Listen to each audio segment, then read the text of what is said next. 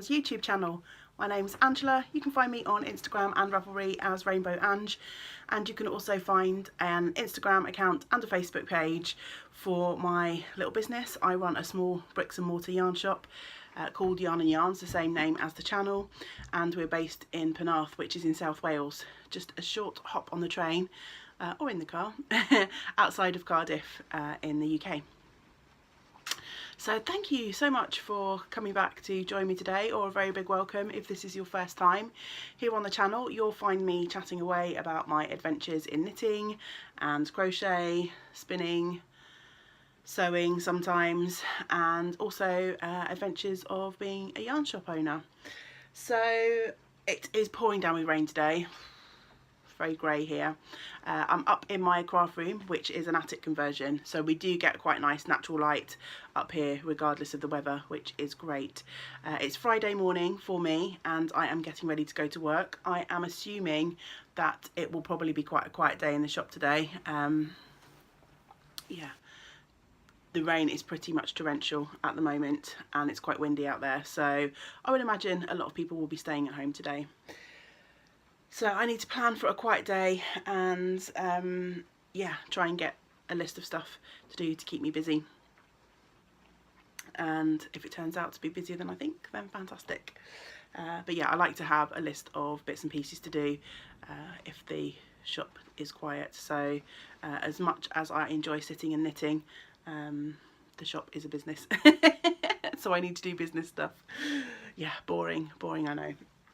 Anyway, I am going to get going with the content for today. Usual stuff. I've got a couple of finished objects and some works in progress to show you. I'm just looking around at my pile of stuff to see if I have anything else that I need to say, but I don't think so. I think we can just crack on. I do have a drink with me today because it's still quite early on in the day and I haven't quite finished my breakfast. So here is my tea, and actually I might as well talk about this a little bit. I bought this beautiful mug. Oh, the light's glaring off it. When we were travelling in New Zealand. There we go, that's a little bit better. We went to Queenstown in the South Island and we stumbled across a lovely market, like a creative market, which happens on a regular basis there, and I purchased some lovely hand spun yarn and also this gorgeous handmade mug, and I have got some detox tea in here from Puka or Puka, I'm not sure how you pronounce that. I am trying to work my way through a bunch of teas that I received in various swap packages recently, so it's nice to try new things. Over the summer I don't tend to drink tea as much, so now the weather is cooling down, I'm back on a tea binge. So this is Puka Detox, which is cardamom, fennel, something else I think. Yeah, it's very nice, very refreshing and thirst quenching for first thing in the morning. I'm wearing my Angelica top today. I've not long stepped out of the shower, so my hair's still a bit damp, sorry, haven't tied it back yet. But yeah, I'm wearing a jumper that I finished earlier on this year. It's the Angelica, pattern is by Erica Knight, as is the yarn. So the yarn is 100% British Blue, which is 100% Blue Face Leicester yarn. I wore this once, I think, before it got too warm to really wear wool. And when I wore it, it was fairly cold, so I think I wore it with a long sleeve t-shirt underneath, but I'm going sleeveless today because I think this will keep me warm enough. It's obviously sort of chilly and damp, but the rain I find does tend to warm things up a little bit, so I thought if I double layered this it might be a bit too warm for today, but I'm hoping this will keep me nice and cozy. And I'm really excited to be wearing it because I absolutely love it. It's got this honeycomb sort of cable at the top, and then it shifts down, sort of very awkwardly pulling my jumper up, shifts down into these various cable patterns as you go down the jumper. And then on the back there is a double seed stitch or moss stitch, however you like to refer to it, panel, and then a sort of twisted sort of diagonal rib on the back. But there is a project page and I've talked about this project while I was making it in previous videos, so I'm not going to dwell on it too long because you've probably heard it all before. Okay, so moving on to finished objects. I have 2 of those to share this week. I have a pair of socks that I don't think were even a work in progress last time I recorded. Yeah, they may have been a teeny tiny work in progress. So these are a pair of socks that I have made for my mother-in-law for her birthday, which is coming up at the end of October. So I am ahead of schedule, which is really nice. They do not fit on my blockers. She has teeny tiny feet, which is one reason that they flew on and off the needles. So yay for tiny feet. If only I had them myself. So I used an opal yarn, opal unicolor, in a dark brown. I'm really sorry, I'm unprepared. I forgot to bring the bits and pieces over with the colourways, but there is a project page for these on Ravelry.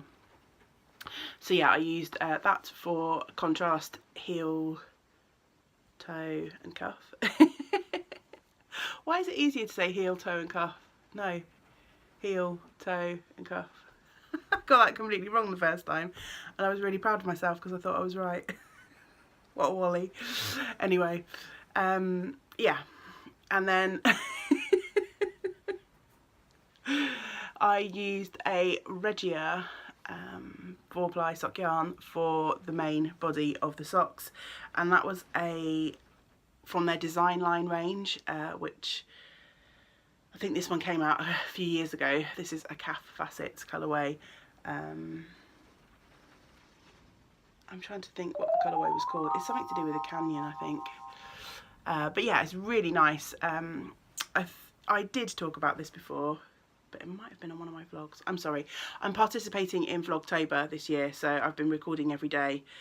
So it might not have been on the last one of these videos, if these are the only ones you're watching.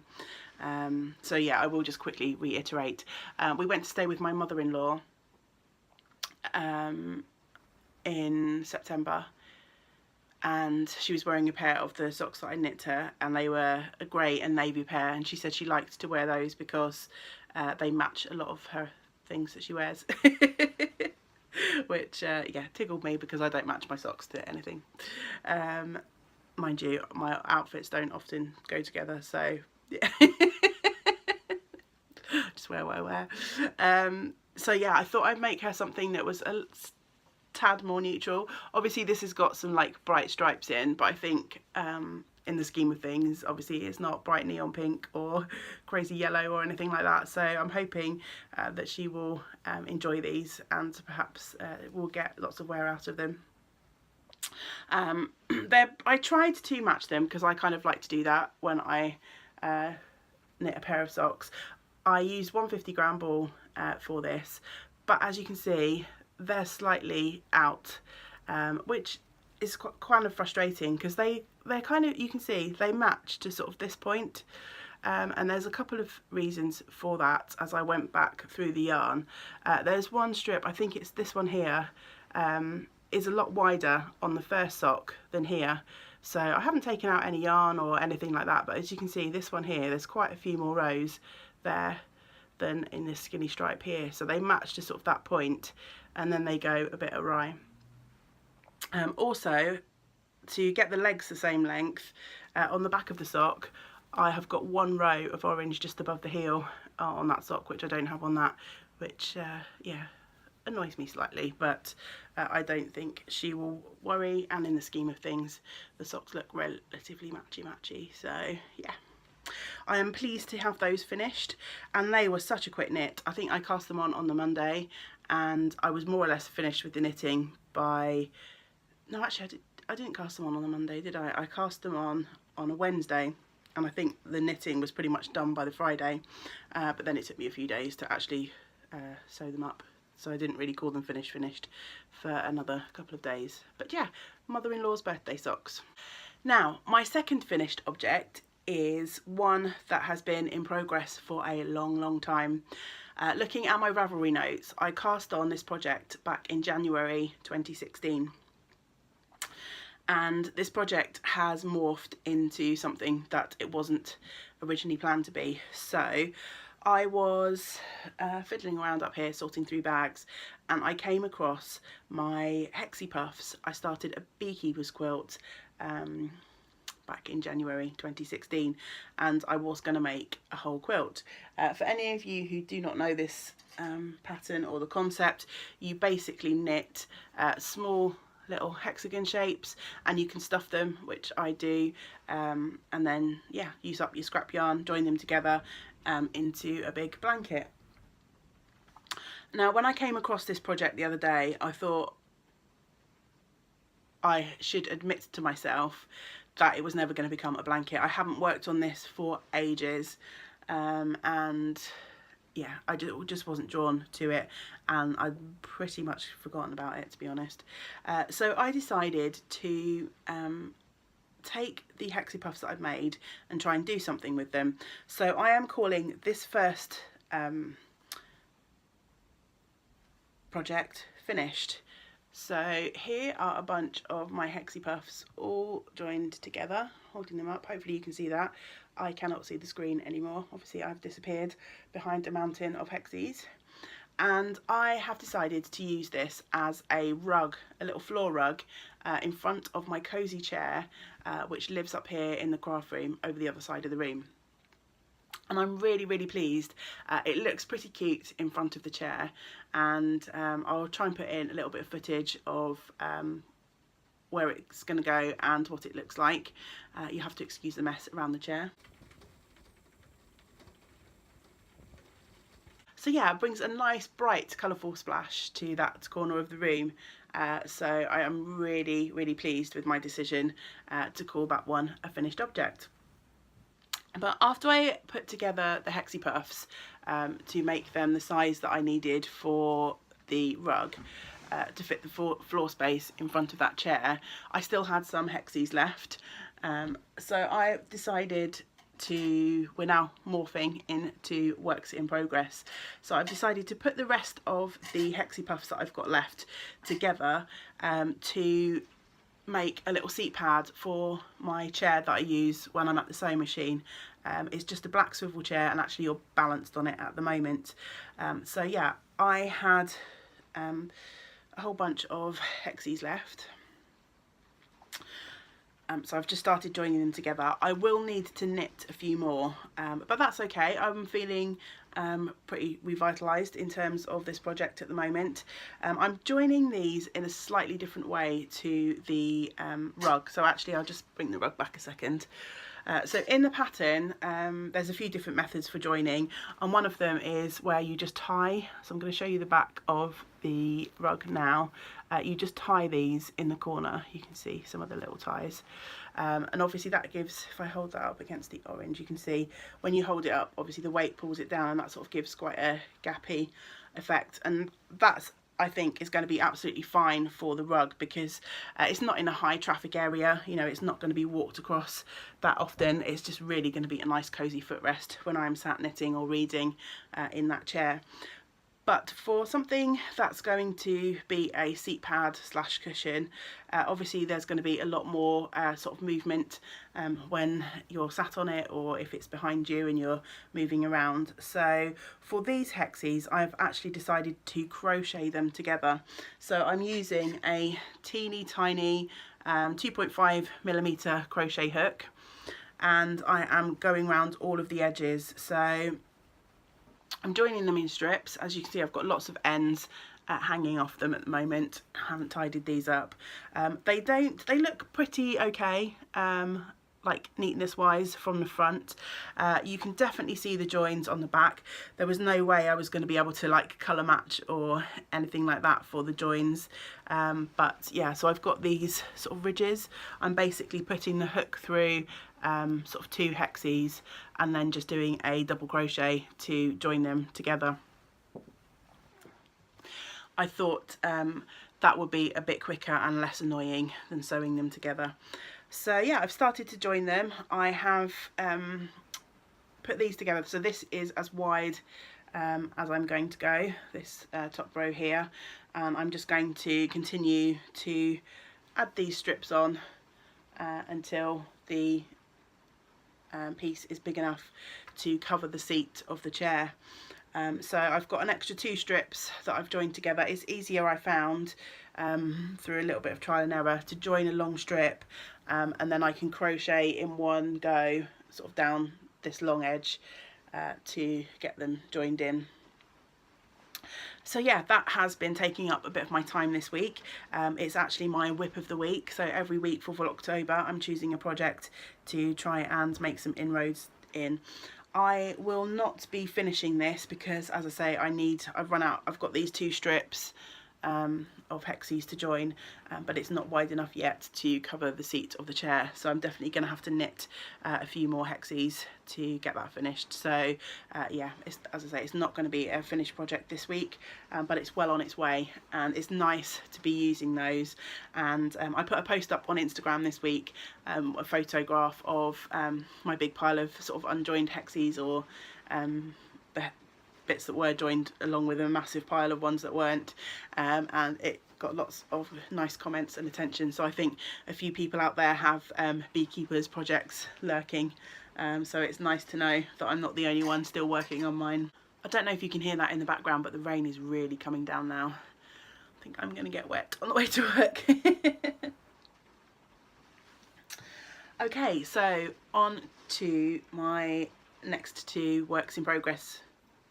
No, I've got 3 more works in progress to show you, sorry. They should be relatively quick. I don't have huge amounts to say. I'm just going to flash this one to you quickly because I have made a little bit of progress on it, but not huge amounts. And this is James's, which will hopefully be his jumper for Christmas. And it is the Beagle Sweater by Nora Gorn. Frustratingly, I'm a bit in the middle of a row. Well, not really in the middle. I was knitting on this last night, and look, I ran out of yarn with like 5 stitches to go.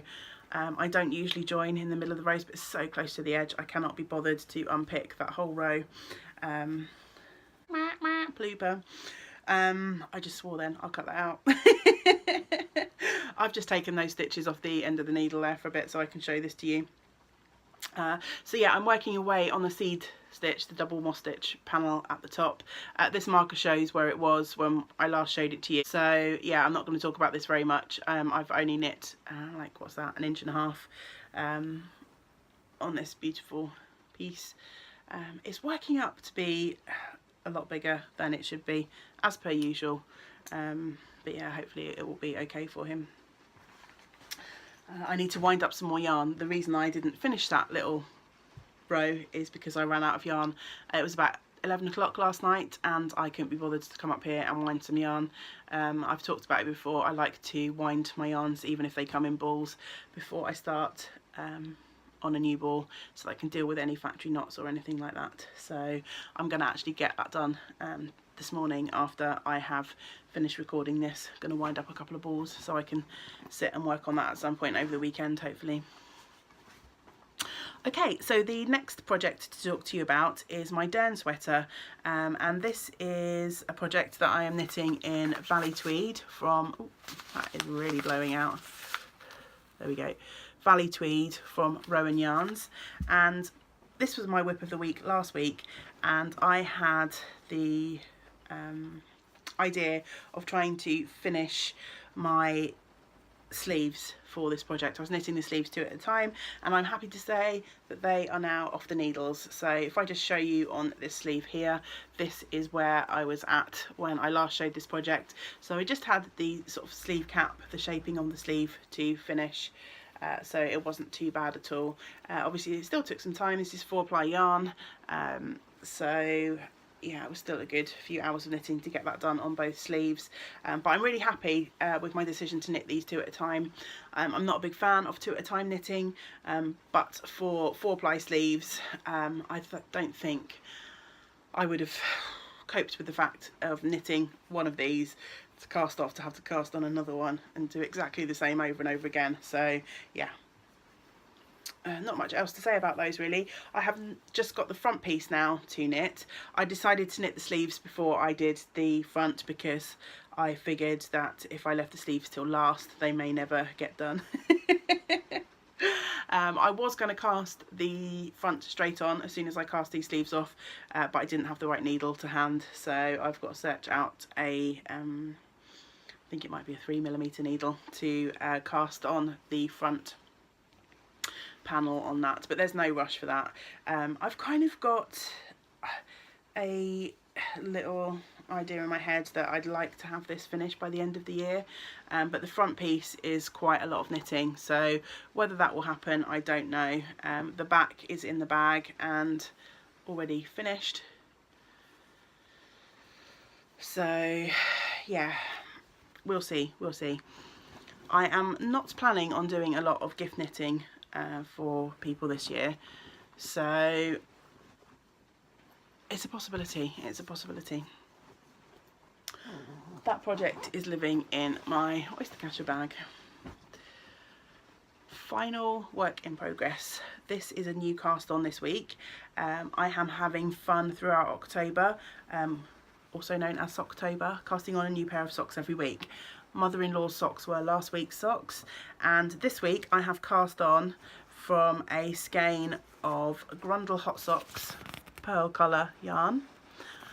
This is a lovely yarn which has got 75% wool, 20% polyamide and 5% cashmere.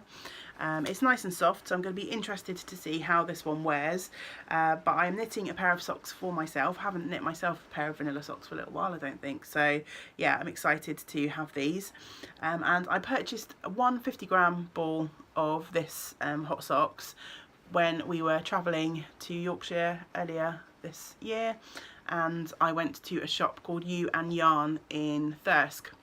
Gorgeous little shop. If ever you're in Yorkshire and you're in the Thirsk area, Yorkshire's a big county, I can highly recommend You and Yarn. I am using a leftover solid colour for the heels, toes and cuffs.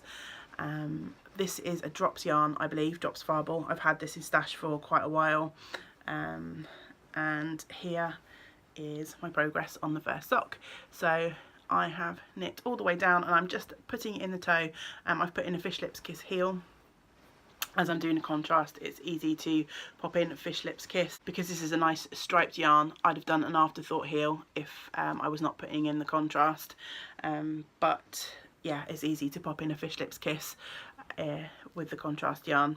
So yeah, I am on the toe. There's going to be no rush to get these done, and I'm not sure how much more of these will get done this week. I shall be planning to cast on a new pair for my cinema knitting on Monday probably. So I am not going to be able to get these socks to match, so I only bought one 50-gram ball of this yarn, and as you can see, the green stripe does not appear in the colour repeat very often, so there is no way that I would be able to wind off all of this yarn to start in this position and have enough to do the second sock. So I am just going to cast on where I am when I get to the second sock, and they will be obviously a pair but not matched. So yeah, just a toe to go. So I think I will probably finish these at some point today and cast on for the second one. I've spoken about this many times before, I do not suffer from second sock syndrome. However, I do make sure that when I kitchen them, I usually knit cuff down, so when I kitchen on my toe I also have enough time to cast on the cuff for the second sock, because I find once the sock's on the needles then it's easy to pick up and knit. I'm keeping that in my spooky Halloween bag. I made these either last year, probably the year before actually, from this lovely sort of gothic fabric with ravens, and there's poison and skulls and all sorts on there. So yeah, that is it for all of my finished objects and works in progress this week. I'm trying to think whether I've got anything to tell you about.